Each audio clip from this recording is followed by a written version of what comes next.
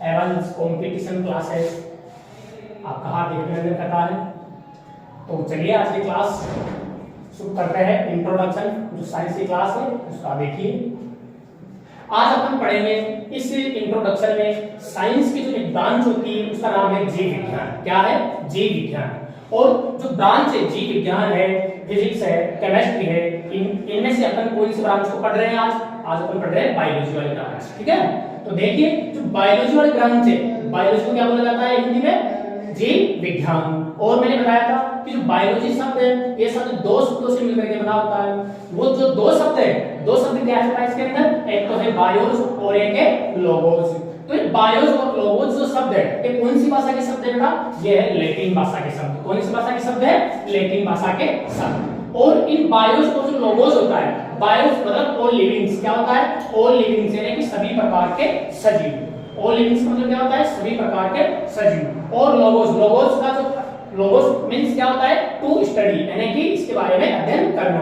तो देखिए इस ऑल लिविंग्स होता है, ऑल लिविंग्स का जो शरीर बना होता है किसका बना होता है? वो बना होता है कोशिका का। किसका बना होता है? कोशिका का। तो अपन इसके माध्यम से देखेंगे तो क्या देखेंगे कि जो कोशिका होती है इस कोशिका को अपन क्या बोलते हैं? एक कोशिका जो होती है उस एक कोशिका को बोला जाता है, क्या बोला जाता है? जायगोट। क्या बोला जाता है? जायगोट। या हिंदी में इसकी बात करें तो यूग्मनज। यानी कि ये क्या होती है? ये होती है फर्स्ट सेल। क्या होती है बेटा? First cell. अब जो कोशिका होती है इसको क्या बोलते हैं? जायगोट यानी कि यूग्मनज। और इस फर्स्ट सेल यूग्मनज को क्या बोला जाता है? यूनिसेलुलर यानी कि एक कोशिकीय। यानी कि एक कोशिका से जिन लिविंग्स का शरीर बना हुआ है वो कहलाएंगे यूनिसेलुलर यानी कि एक कोशिकीय। तो आगे बात करते हैं जो यूनिसेलुलर यानी कि यूग्मनज होता है इस कोशिका के अंदर एक बायोलॉजिकल प्रोसेस होता है। क्या होता है? बायोलॉजिकल प्रोसेस, जिसका क्या नाम है? उसका नाम है सेल डिवीजन। क्या नाम है? सेल डिवीजन, जिसको बोला जाता है कोशिका विभाजन। जब इस कोशिका के अंदर इस बायोलॉजिकल प्रोसेस के माध्यम से जो डिवीजन होता है उस डिवीजन से ये कोशिका अलग अलग भागों में बढ़ जाती है। यानी कि एक कोशिका से दो कोशिकाएं बन जाती है, दो कोशिकाओं से चार कोशिकाएं बन जाती है और एक प्रकार का पूरा यहाँ पर एक ग्रुप बन जाता है। ठीक है, किसका ग्रुप बन जाता है? कोशिकाओं का ग्रुप बन जाता है। तो आगे अपन बात करते हैं कि कोशिकाओं का ग्रुप बन जाता है इस ग्रुप को बोला जाता है, क्या बोला जाता है? टिश्यू। क्या बोला जाता है? टिश्यूज यानी कि ऊतक। यानी कि कोशिकाओं का जो समूह बना होता है उस समूह को यानी कि उस परत को हम क्या कहेंगे? टिश्यूज या ऊतक कहेंगे। अब जो ये ऊतक मिलकर के जब ऊतक बन जाता है, ऊतकों की अलग अलग परत बन जाती है, तो ये परत मिलकर के किसका निर्माण कर देती है? ऑर्गन्स का निर्माण कर देती है। और ऑर्गन्स का निर्माण होने के बाद में जो अंगों का निर्माण होता है, अंग का निर्माण होने के बाद में उसके बाद में निर्माण हो जाता है ऑर्गन सिस्टम का। किसका निर्माण हो जाता है? ऑर्गन सिस्टम का यानी कि अंग तंत्र का निर्माण हो जाता है। और जब अंग तंत्र के बाद में अगली जो स्टेप आती है लिविंग बॉडी यानी कि सजीव का कंप्लीट यहाँ पर क्या बन जाता है? सजीव का यहाँ पर कंप्लीट शरीर बन जाता है। ठीक है, तो अब बात यह आती है कि जो लिविंग बॉडी होती है, लिविंग बॉडी यानी कि किससे निर्मित हुई है? बात आती है कि लिविंग बॉडी निर्मित होती है कोशिका से। किससे? कोशिका से निर्मित होती है लिविंग्स। अब लिविंग्स जो शब्द आया है इसके बाद में एक और शब्द होता है जिसका नाम होता है नॉन लिविंग। क्या होता है? नॉन लिविंग यानी कि कहा जाए कि प्राणियों का शरीर कोशिका से बना होता है यानी कि लिविंग्स होते हैं जिनमें कोशिका विद्यमान होती है। तो बात आती है कि अगर जिन जो भी थिंग्स होती है उस थिंग्स के अंदर अगर नॉन लिविंग है यानी कि कोशिका विद्यमान नहीं होती है तो फिर वो किसके अंदर मानी जाएगी?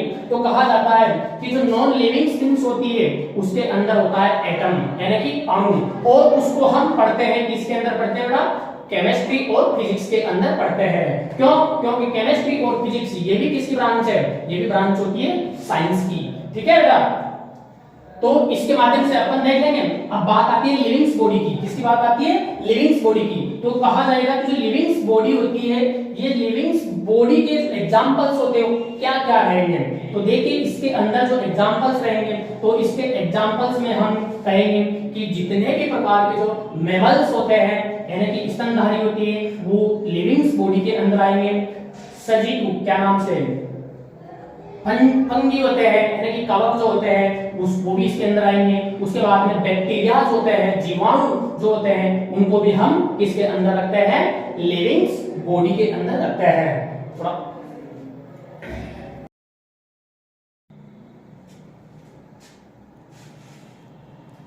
तो देखिए जी, लिविंग बॉडी यानी लिविंग बॉडी किसकी बनी होती है? कोशिकाओं की। किसकी बनी होती है? कोशिकाओं की। और अपन ने देखा था कि जो लिविंग बॉडी है यानी कि लिविंग बॉडी के एग्जांपल्स अपन ने देखे थे। कौन कौन होते हैं? ऑल प्लांट्स होते हैं यानी कि सभी प्रकार के जो पादप होते हैं वो लिविंग बॉडी के अंतर्गत आते हैं। मैमल्स होते हैं यानी कि जो स्तनधारी होते हैं वो भी किसके अंदर आते हैं? लिविंग बॉडी के अंदर आते हैं। मैमल्स यानी कि स्तनधारियों में कौन आ जाता है? ह्यूमन बीइंग्स यानी कि मानव जाति यानी जो मनुष्य जाति होती है, ये मनुष्य जाति किसके अंदर आती है बेटा?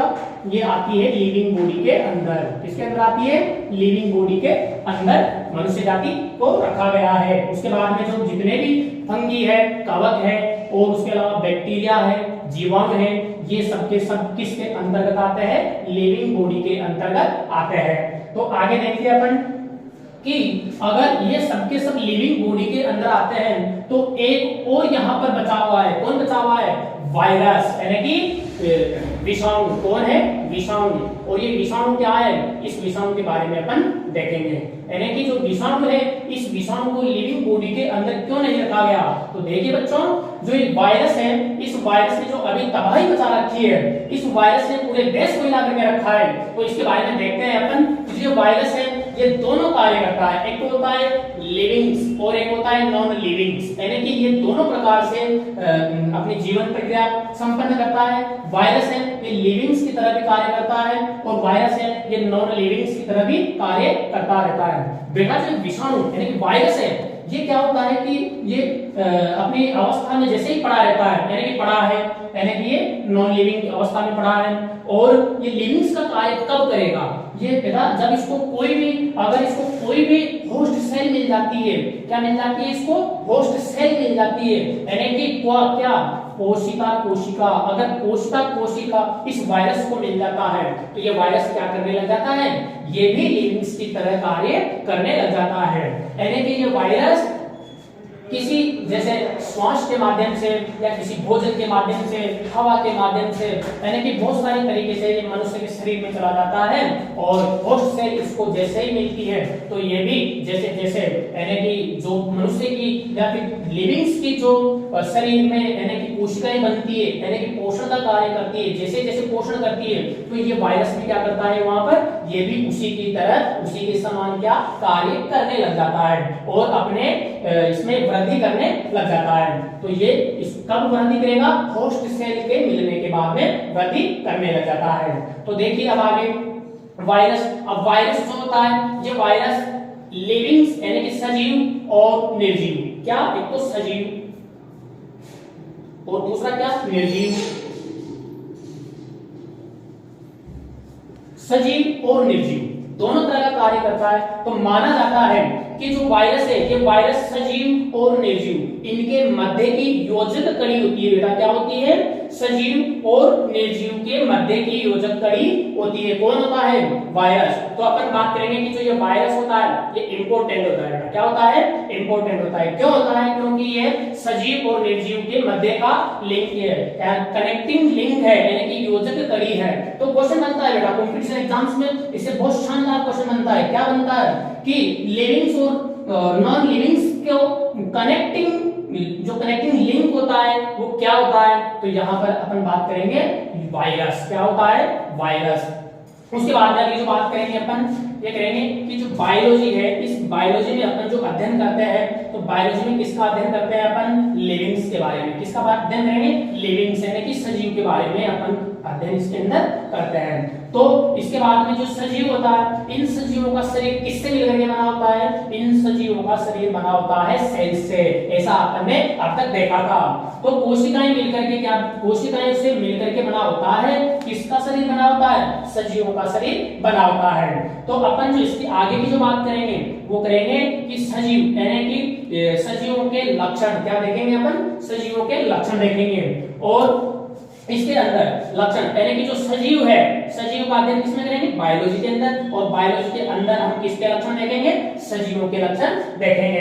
तो एक एक लक्षण यहाँ देखेंगे कि सजीव यानी कि जो सजीव होते हैं, इन सजीवों का जो संगठन, कोशिकीय संगठन होता है, सेल ऑर्गेनाइजेशन जो होता है, सेल ऑर्गेनाइजेशन।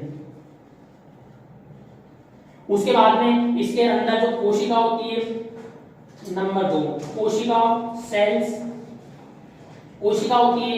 इन कोशिकाओं का कोशिका, ये कोशिका किसकी बनी होती है? तो उसके अंदर देखेंगे अपन प्रोटोप्लाज्म। क्या देखेंगे? प्रोटोप्लाज्म। हाँ, तो देखिए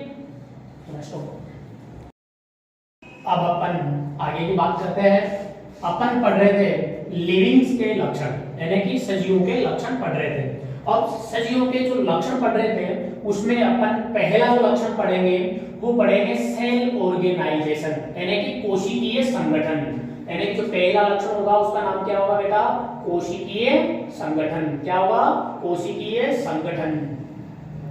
अब कोशिकीय संगठन की बात करें तो कोशिकीय संगठन यानी कि इसमें जो कोशिका का जो संगठन होता है जैसे कोशिका, इस कोशिका में, इस कोशिका से मिलकर के क्या बनता है? टिश्यूज, ऊतक बनते हैं बेटा। ठीक है, पक्की बात है ना, ऊतक बनते हैं। उसके बाद में जो ऊतक से मिलकर के क्या बनता है? अंग बनते हैं। क्या बनता है? अंग बनते हैं। और अंगों से किसका निर्माण होता है? अंग तंत्र का निर्माण होता है। किसका निर्माण होता है? अंग तंत्र का निर्माण होता है। और उसके बाद में क्या बन जाती है? एक सजीव बॉडी तैयार हो जाती है। क्या हो जाती है बेटा? एक सजीव बॉडी तैयार हो जाती है, यानी कि सजीव का शरीर बन जाता है। तो यही क्या रहेगा? कोशिकीय संगठन रहेगा। उसके बाद में जो दूसरा लक्षण देखेंगे अपन लिविंग्स का, किसका देखेंगे? लिविंग्स, सजीवों का जो दूसरा लक्षण देखेंगे वो रहेगा हमारे पास में सेल्स। क्या रहेगा? सेल्स। यानी कि जो कोशिका होती है, कोशिका किससे बनी होती है? प्रोटोप्लाज्म से। किसकी बनी होती है? प्रोटोप्लाज्म यानी कि जीव द्रव्य से। किसके? जीव द्रव्य से, प्रोटोप्लाज्म। ठीक है बेटा, तो प्रोटोप्लाज्म से बनी होती है। तो देखते हैं अपन कि जो कोशिका होती है, इस कोशिका में क्या होता है? केंद्रक होता है। और जो कोशिका होती है, इस कोशिका के जो बाहर की झिल्ली होती है, कोशिका से बाहर की जो झिल्ली होती है या क्या होती है? या होती है सेल मेम्ब्रेन। क्या होती है? Cell membrane. सेल मेम्ब्रेन यानी कि कोशिका झिल्ली। क्या बोलते हैं इसको? कोशिका झिल्ली।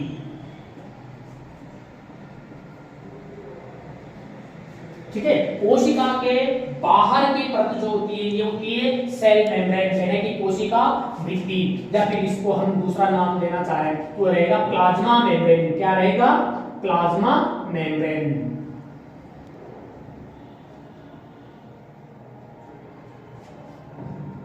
प्लाज्मा मेम्ब्रेन झिल्ली। कोशिका है, कोशिका की सबसे बाहरी परत क्या है? सेल मेम्ब्रेन, कोशिका झिल्ली, या फिर प्लाज्मा मेम्ब्रेन यानी कि कोशिका यानी कि प्लाज्मा झिल्ली।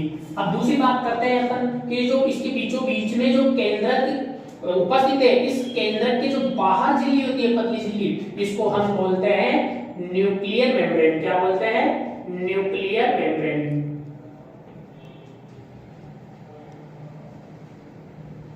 न्यूक्लियर मेम्ब्रेन यानी कि केंद्रक झिल्ली। क्या बोलते हैं? केंद्रक झिल्ली।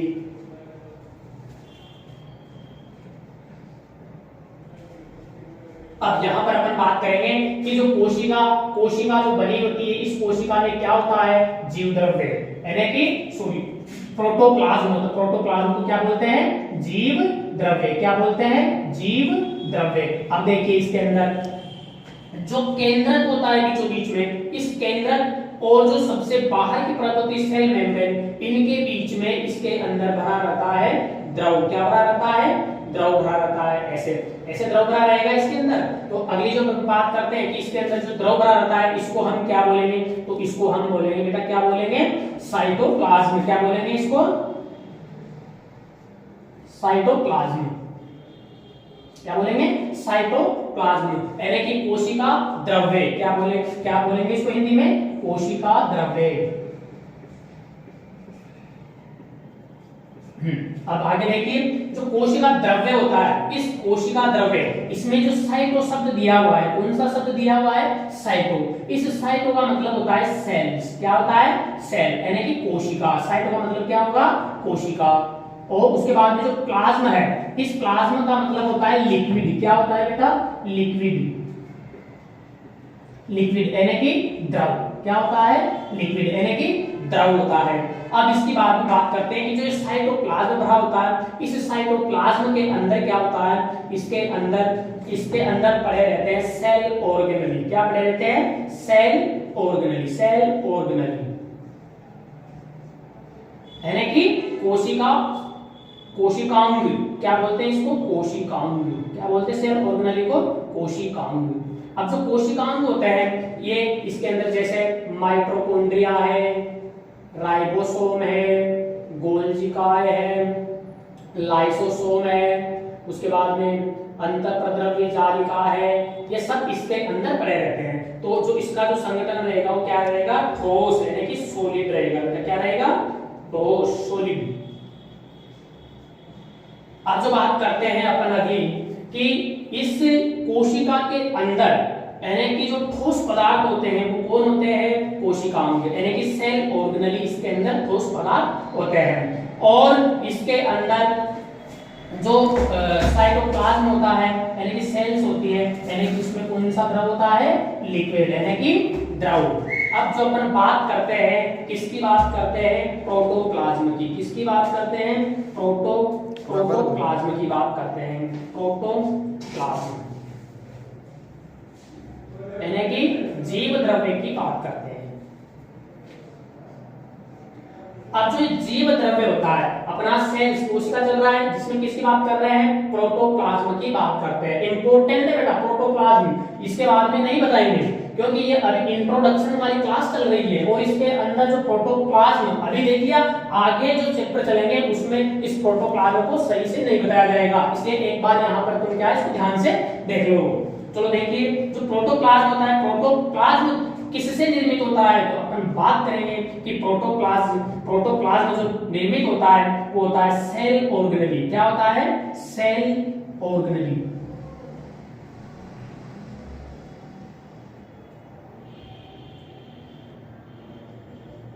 प्लस साइटोप्लाज्म यानी कि कोशिकांग और कोशिका द्रव्य से निर्मित होता है। तो आगे अपन बात करते हैं, किसकी बात करते हैं? प्रोटोप्लाज्म की बात करते हैं। तो प्रोटोप्लाज्म, ये जो प्रोटोप्लाज्म है, इस प्रोटोप्लाज्म शब्द की खोज किसने की? सबसे पहला जो शब्द आता है हमारे पास में, इंपॉर्टेंट है, जो प्रोटोप्लाज्म है, इस प्रोटोप्लाज्म शब्द की खोज किस वैज्ञानिक ने की?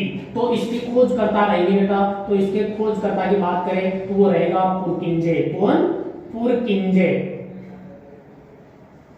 पुरकिंजे नामक वैज्ञानिक का, इस पुरकिंजे नामक वैज्ञानिक ने इस प्रोटोप्लाज्म की खोज की। और इसके अलावा एक और वैज्ञानिक आया, उस वैज्ञानिक का नाम है हक्सले। क्या नाम है? हक्सले। क्या नाम है बेटा? हक्सले। हक्सले। इस हक्सले ने एक स्टेटमेंट दिया किस पर? किस पर? प्रोटोप्लाज्म पर। इस प्रोटोप्लाज्म यानी कि जीव द्रव्य पर एक वैज्ञानिक आया। कौन आया? हक्सले। और इस हक्सले ने क्या दिया? एक स्टेटमेंट दिया। क्या स्टेटमेंट दिया इसने इस प्रोटोप्लाज्म पर? तो उसकी बात करते हैं अपन। इसने जो स्टेटमेंट दिया था वो था कि जो प्रोटोप्लाज्म है, ये प्रोटोप्लाज्म क्या होता है? फिजिकल, क्या? फिजिकल बेसिक यूनिट यानी कि क्या होता है? ये भौतिकीय आधार या इकाई होती है। यानी कि इस हक्सले नामक वैज्ञानिक ने जो स्टेटमेंट दिया था इसके बारे में, इस प्रोटोप्लाज्म को जो इसने जिस चीज से पुकारा था उस इकाई का नाम था फिजिकल बेसिक यूनिट। क्या था? Physical basic unit. तो प्रिय विद्यार्थियों, यहां तक ये कंप्लीट बात आपके समझने में आ गई होगी। तो फिर आगे बढ़ते हैं अपन, समझने में पक्का आ गया होगा ना? तो एक लाइक बनता है, तो लाइक ठोकिए एक, और आगे इसको देखते रहिए। ठीक है?